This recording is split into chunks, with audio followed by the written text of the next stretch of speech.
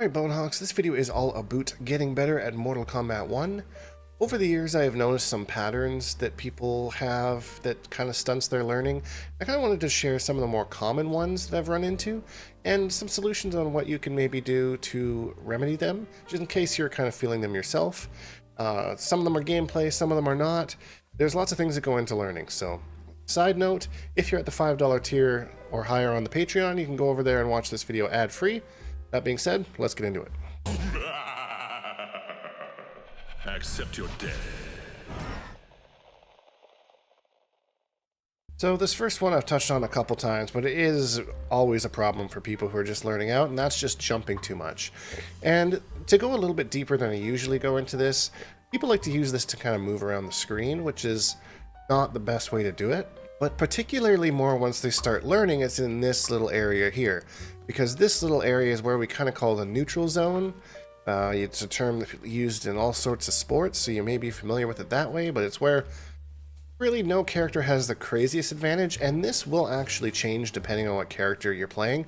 Sometimes neutral's played out here, because you have so much range on your opponent. Sometimes it's a little bit closer, because Johnny Cage is kind of stubby, and that kind of thing. But it's so easy to just skirt all of that kind of stuff and just jump in for an attack. But learning how to traverse this space is one of kind of the most important things in fighting games. You really need to control this, be patient, not throw out anything that's super unsafe in this zone. Just make sure that you're spacing, going back and forth, and sometimes jumping is a good idea, but that shouldn't be your go-to. And I think that's a lot of the time what people have trouble with is they just don't know how to navigate this space. What I usually recommend for people who are struggling with this, and I see this a lot, is I will give them kind of a homework test of playing 30 games with a friend. It doesn't have to be 30, but as much as you can do is the better. With a friend or a teammate or a training partner or something, or even just AI itself if you don't have any of that. And just practice not jumping at all. Like, not jumping at all. Not full screen, not jumping in at your opponent, just focus on staying on the ground the whole time. And what that will do is that will force you to find other ways to traverse this space. Whether it's finding different moves your character has, or different special moves. Maybe you use a special move in a way that you hadn't really thought to use a special move before. Things like that. So if you're having trouble with that, or you may not even know if you have trouble with that, just maybe go back. And one of the most important things I always say, it's the hardest thing to do, but watch yourself play. Just record a couple matches and then just see how often am I actually jumping, because you might not realize how much you are until you go back and you watch. So that's tip number 5 here to get us started off. Number 4 is bouncing around characters, and this is another common one that I see. You know, like, I was playing so-and-so, and then I ran into this problem, so then I switched to this guy, and then I ran into this problem, so then I switched to this person, and at the end of the day, you get nothing more than just surface-level knowledge with the character, and something like that might deter you from actually picking up or using a really good character. So generally, if you want to play a new game, and this is how I've always done it, and don't get me wrong, this is not for, you know, the super casual player who really just wants to, you know, learn the cast.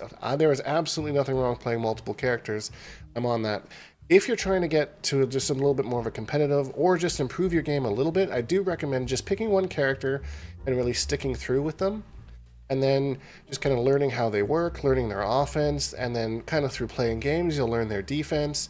And then that'll just kind of teach you not only how to play this character, but how to learn to play a character in general.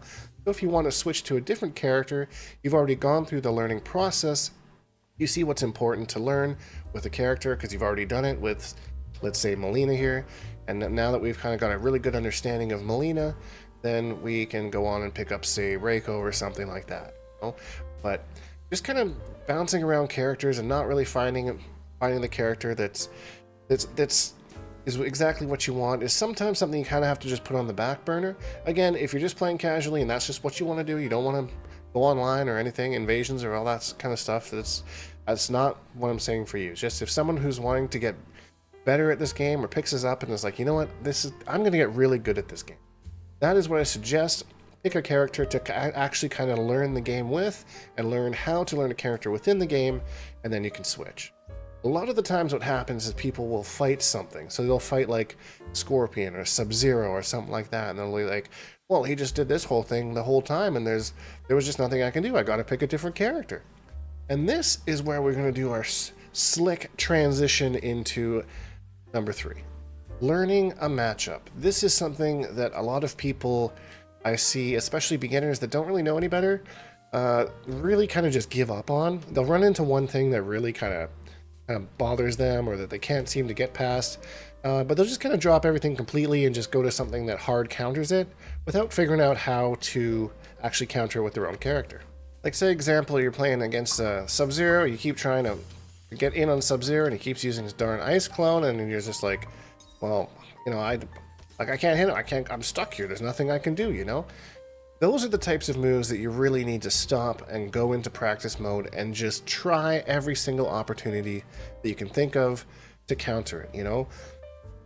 Over the years, NRS has had a couple blips, but generally speaking, there are always ways to get around something. There's very, very rarely are you completely locked out. If you just take the time to go into practice mode, check out that move or whatever that combo that's really, really bothering you, and just find your way around it. Sometimes it's not as clear as like, I just need to punch you, you know? Sometimes you need to do something different. Like in this instance, maybe we just do Scorpion Spear and gets rid of it, just like that. And we're safe. We recovered pretty fast from that. So things like that. I mean, armor, we could armor through it. I mean, this isn't an anti-ice clone tech right now, but I'm just kind of showing, you know, some ideas that you can come up with and try different things and go through your moves list. The last thing that I hate to see people do is just completely give up on learning a matchup, and it completely deters them from playing that character in general. And then you're back to our last one where you're bouncing around characters. So you can take the time to really examine and understand a matchup. It'll really, really help you in the long run. Our second to last tip here is to understand taking turns, because turns, this is a bit more of an advanced one, so just have to kind of have a base level knowledge of frame data here in order to really take advantage of this.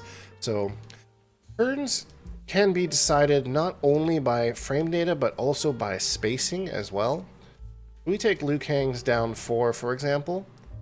It is -6 on block, but there is some spacing here. Some spacing we can play with, and because we're -6, we're not going to get punished. So sometimes you can steal a turn back afterwards. We do our down 4, enemy tries to down 1, we do a slight walk back, come forward, smack with our 4. So there are ways to steal turns, but you also need to understand when it's hard not your turn to poke or try and steal a turn back. So like, for example, again, his down 1 is -9, which is, say if we're going against someone like Sub-Zero with an extended down 1 or something like that, that could be a full-on punish. So that might not be the best scenario to kind of try and steal your turn back from, but understanding kind of where you can. Look at that, +1, that's crazy, from a distance too. You can walk in, +1, whoop, shimmy out, take your turn back. So, and I see a lot of people struggling who just came from MK11 to MK1, and it was an adjustment as well for myself, because pokes in that game, you could just throw them out there. You just throw them out there. Double poking was actually rewarded in that game. In this game, every poke matters. Some pokes can be full combo punished, so you gotta be very, very careful about when you use them and how, and understand that not only is it just the frame data that can control whether you can take your turn back or not, but it's also a little bit of spacing as well. If you can kind of bait your opponent into trying to counter you and then countering their counter. So there's a big brain reads that go on there, but it is something that will definitely up your game once you kind of start looking for it and seeing what you can kind of just dash in and out of. And my final tip is having a good group of people to learn with. And this can be really hard and intimidating to find, because if you're just new to a game and you don't know anything like what's going on, how to meet people, especially in this game that doesn't really have lobbies yet, it can be hard. And I would definitely encourage you to go online and kind of search out to see. There's some excellent websites, like testyourmight.com is a good one. Obviously Reddit has a pretty crazy community. And if you're really like kind of social butterflying it up, you can check out your local area, because more than likely someone who's willing to organize and set up a local event really is going to be encouraging and helpful to others who want to learn and become part of that. and it's just cool to become part of a community. So sometimes it can be discouraging learning on your own, and I try to do my best here to help you out with it, with all the guides and tutorials and stuff on YouTube. But having a solid group of people to really bounce ideas off and questions and all that kind of thing, it really just makes it so much more fun. And I really encourage you to, if that's part of the reason why you might be thinking about stopping learning or stop playing the game, maybe just take a second and see what you can find out there. You know, I'm sure you can find something or someone, or even looking for people that play the same characters. And that's it. That's 5 common things that I see people struggling with that stops their learning. I do apologize for the lack of content lately. I have been a little bit sick, as well as B. Now that I'm finally starting to get better, I'm traveling tomorrow to Connecticut to play in the Mortal Kombat 1 Pro League event at East Coast Throwdown. So hopefully I can do good at that, because I haven't done to a big event like that in a very long time. So I'm going to try my best and represent all you Bonehawks as best I can. I will be posting some content over the course of the weekend, but it's going to be a little bit more kind of generic matches, and you know, maybe it's like some restreams, that kind of a thing. So just so you guys have some content, because I'm not back until Monday.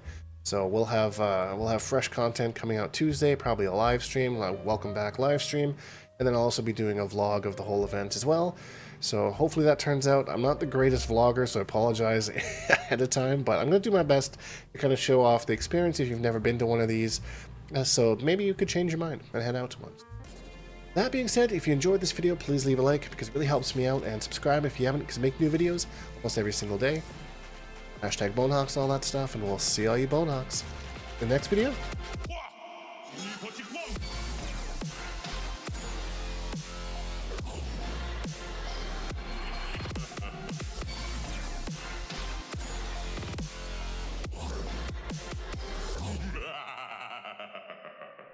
Accept your death.